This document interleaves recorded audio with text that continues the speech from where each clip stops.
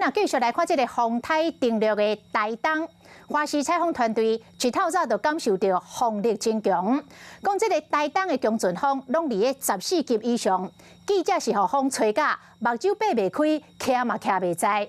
那这个富江渔港的沿海是现10米悬的大涌，这个海涌一波过一波，拍过这个爆花，海水破起伫道路顶，真危险。海涌胜过爆花边，直接冲入去台东富江渔港。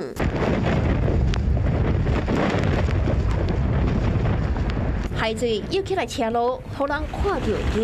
沿海这边呢，可以看到这个浪是非常的大哦，它是频频的打过堤防哦，来到堤防内，所以可以看到在堤防内的这个渔港这边呢，这个水面上呢也是非常的汹涌。东部渔港升起来海涌已经有10公尺悬，所以个甚至可能会出现15公尺悬的海涌。毕竟当地强阵风拢将会伫14级以上。一早起来，这个风势明显变得非常大。像我现在呢是必须要抓着这个才可以站稳的，而且我们往这个海的方向看过去哦，今天的这个风浪呢也是变得非常的大。记者连徛都徛袂在，目睭又要闭袂开。也毋过风台天，要求民众敢若穿一领游泳裤，到到外水后收水，收要20分钟。刚刚没有那么大，就游到后面觉得太大，我就上来了。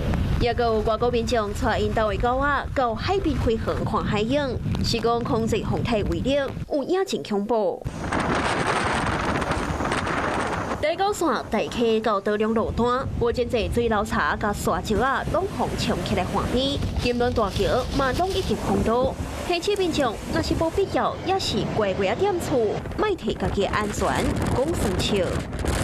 Hello， 我是林明瑞。想要抢先掌握最及时的新闻资讯吗？赶快订阅、按赞、开启小铃铛，锁定我们华视新闻的 YouTube 频道。